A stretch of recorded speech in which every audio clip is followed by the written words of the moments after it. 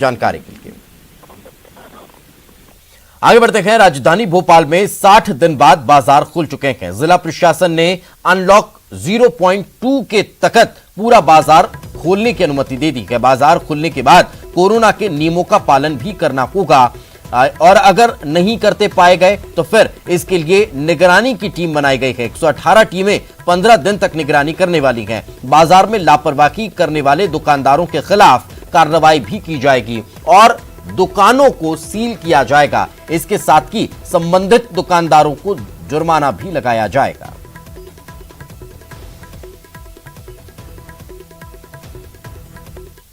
आज से market unlock हो गया है और बाजार पूरी तरह से खुल गए हैं। बाजारों के लिए प्रशासन की तरफ से कोरोना प्रोटोकॉल का जो है गाइडलाइन जारी की गई है कि किस तरह से आपको गाइडलाइन का पालन करना है। और यही वजह है कि आप देखिए कि न्यू मार्केट अनलॉक होने के साथ ही दुकानों के बाहर जो सोशल डिस्टेंसिंग के जो गोले हैं वो नजर आ रहे हैं।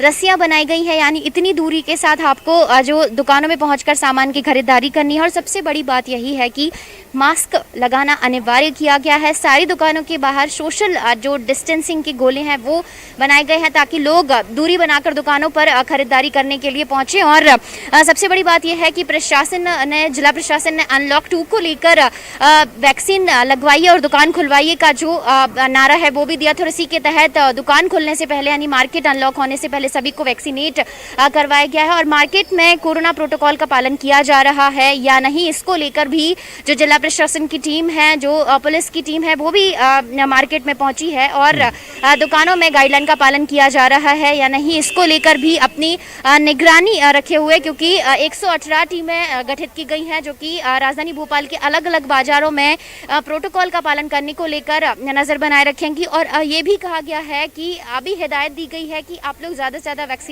वैक्सीनेशन करवाइए और दुकान खोलिए। लेकिन अगर आप सभी लोग यानी दुकानदार किसी भी तरह से कोरोना प्रोटोकॉल का उल्लंघन करते हैं तो दुकानों के सील करने की कार्रवाई भी की जाएगी। लेकिन हालांकि अगर आज पहली बार आप देखेंगे कि पूरी तरह से बाजार अनलॉक हो चुका है और तमाम जो दुकानें हैं वो खुल गई हैं और 2 महीने का लंबा इंतजार था, यानी 60 दिनों के बाद जो है मार्केट अनलॉक हुआ है। लेकिन आप देखिए कि रस्सी बांधी गई है, यानी लोग दूरी रखकर ही दुकानों में पहुंचे और खरीदारी करते समय मास्क जरूर पहने और सोशल डिस्टेंसिंग के गोले पूरे बाजार में नजर आ रहे हैं। यानी फिलहाल अगर आज पहले दिन कहा जाए तो कोरोना प्रोटोकॉल गाइडलाइंस का पालन करते हुए मार्केट में सभी दुकानदार व्यापारी नजर आ रहे हैं।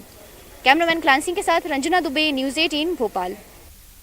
और चलिए किस तरह की तस्वीरें हैं, किस तरह का अनलॉक के बाद का नजारा है वो आपको दिखा देते हैं। हमारे सहयोगी सुशील कौशिक ग्वालियर से हमारे साथ जुड़ चुके हैं, रंजना दुबे हमारे साथ भोपाल से मौजूद हैं। सुशील, ग्वालियर में भी अनलॉक हो चुका है, अब किस तरह से मार्केट ओपन हुआ है, गाइडलाइन किस तरह की जारी की गई है और लोगों को इस गाइडलाइन को पालन करने में कहीं कोई दिक्कत तो नहीं महसूस हो रही? सुशील। बिल्कुल, देखिए जैसे ही ग्वालियर में अनलॉक शुरू हुआ था, अनलॉक 02, उसके बाद ये साफ था कि कहीं ना कहीं कोरोना गाइडलाइन का पालन करना है। तो ऐसे में जिला प्रशासन ने सुबह 6 बजे से शाम 5 बजे तक बाजार खोलने की अनुमति दी थी। लेकिन बाजार राइट लेफ्ट पैटर्न की तर्ज पर खोले जा रहे थे, जिसमें एक पट्टी आज खोली जा रही थी, दूसरे बाजार की दूसरी पट्टी दूसरे दिन खोली जा रही थी। लेकिन आज से पूरी तरह बाजारों को मुक्त कर दिया है और सभी बाजार एक साथ आज से खुले हैं। शाम 5 बजे तक ये बाजार खुले रहेंगे और बाजारों में कोविड गाइडलाइन का पालन कराने के लिए पुलिस भी तैनात है और व्यापारी भी लगातार जिस तरह से उन्होंने पालन किया था कोविड गाइडलाइन का, तो अब उनका भी प्रतिबद्धता है। और यही वजह है कि बाजारों में आज कोई भीड़ नजर नहीं आ रही है और पूरी तरह से दोनों तरफ के बाजार खुले हैं।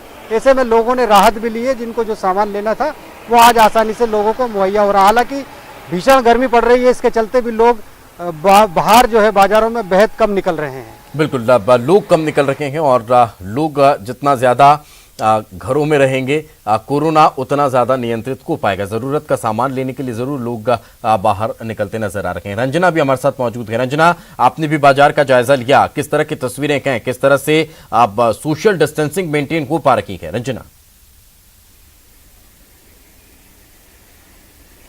जी दिवेश, बिल्कुल आज से बाजार अनलॉक हुए हैं और दुकानदारों को भी हिदायत दी गई है कि वो गाइडलाइन का पालन करें और इसका असर भी अगर कहें तो दुकानों पर देखने को ज़रूर मिल रहा है, क्योंकि ये जो दूरी बनाई गई है दुकान के अंदर जाने से पहले, इस तरह की जो सोशल डिस्टेंसिंग का पालन किया जाए, इसको लेकर ये जो रस्सी है ये बांधी गई है ताकि इस अगर कहें इस रस्सी के आगे जो ग्राहक हैं वो अंदर ना जा सकें और दूरी बनाकर खड़े रहें, इसीलिए सोशल डिस्टेंसिंग के जो गोले हैं वो हर दुकान के बाहर इस तरह से बनाए गए हैं। और दुकान खुलने से पहले जो वैक्सीनेशन अभियान है वो भी चला और बड़े स्तर पर जो दुकानदार हैं, कर्मचारी, उन्होंने भी अपने आप को वैक्सीनेशन ज़रूर करवाया है। लेकिन आज जो प्रशासन ने जो टीमें गठित की हैं वो अलग अलग मार्केट में घूम रही हैं, चाहे वो न्यू मार्केट की बात करी जाए, बैरागढ़, BHEL के मार्केट की बात करी जाए, तो वहाँ पर जो पुलिस और राजस्व विभाग की जो टीमें हैं SDM की अध्यक्षता में, वो आज सुबह से लेकर शाम तक निगरानी करेंगे। और अभी उनका ये टारगेट है कि शाम तक उनको हिदायत दी जाएगी, लेकिन 5 बजे के बाद अगर किसी भी तरह से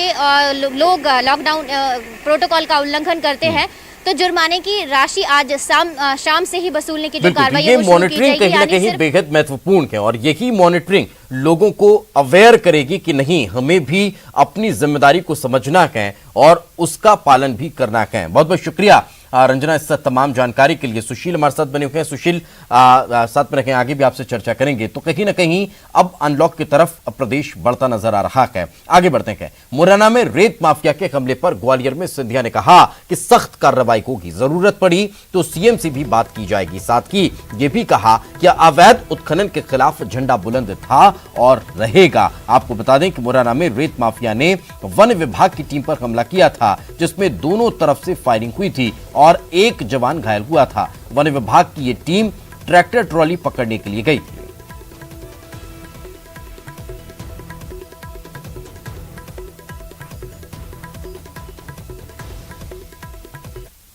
आपने अभी मुझे सूचना दी है, इस पर फौरन तहकीकात होगी।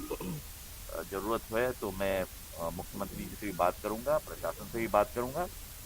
जल्द से जल्द तहकीकात होगी, क्योंकि अवैध उत्खनन के खिलाफ मेरा झंडा सदैव बरकरार रहा है और इसका समाप्ति करना, इसमें 2 पहलू हैं। जिन लोगों ने सरकार के साथ मसौदा पे हस्ताक्षर किया है और सरकार को रॉयल्टी दे रहे हैं, उन लोगों की रखवाली भी होनी चाहिए, क्योंकि सरकार को उसका पैसा भी मिल रहा है। और जो अवैध उत्खनन कर रहे हैं उनके विरुद्ध सख्त से सख्त कार्रवाई होनी चाहिए।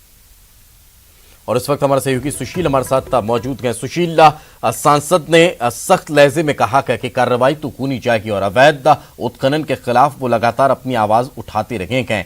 अब क्या कार्रवाई को लेकर किसी तरह की कोई सुगबुगाहट, तेज गति दिखाई दे रही है? बिल्कुल सही बात है। देखिए, मुरैना में जिस तरह से वन अमले पर हमला किया गया और जो हमला माफियाओं ने पूरे एकमुश्त होकर किया, यही वजह है कि इस घटना की जानकारी लगने के बाद राज्यसभा सांसद ज्योतिरादित्य सिंधिया ने साफ तौर पर सख्त लहजे में कहा कि अवैध उत्खननकर्ताओं पर और अवैध उत्खनन को लेकर वो किसी तरह से समझौता नहीं करेंगे। वो इसके खिलाफ झंडा पहले से बुलंद करते रहे, आगे भी उनका झंडा बुलंद रहेगा। और सिंधिया ने कहा कि अगर ज़रूरत पड़ी तो वो CM से खुद बात करेंगे इस मसले पर और अवैध उत्खननकर्ता, वन माफिया जो हमले कर रहे हैं प्रशासन पर और वन विभाग पर, उनको कतई बख्शा नहीं जाएगा, सख्त कार्रवाई उनके खिलाफ की जाएगी। साथ ही सिंधिया ने यह भी कहा कि जो रेत सहित अन्य खनन के लिए सरकार से बड़ी मोटी एग्रीमेंट के जरिए रॉयल्टी भरकर ठेका कंपनियां ठेका लेती है, उन ठेकेदारों को भी सुरक्षा उपलब्ध कराई जाएगी, क्योंकि सरकार से उनको पैसा मिलता है तो ये दायित्व भी बनता है। तो कहीं ना कहीं अवैध उत्खननकर्ताओं के खिलाफ कार्रवाई की बात कही। साथ ही जो वेद खनन करता है तो कहीं ना कहीं अवैध उत्खनन, अवैध रेत खनन, अवैध परिवहन को लेकर लगातार सख्ती की बात कही जा रही है। वो आने वाला वक्त बताएगा कि किस तरह से इन पर कार्रवाई होती है। बहुत बहुत शुक्रिया सुशील इस तमाम जानकारी के लिए। वक्त एक छोटे से ब्रेक का है, कहीं मत जाइए, ब्रेक के बाद जल्द लौटते हैं।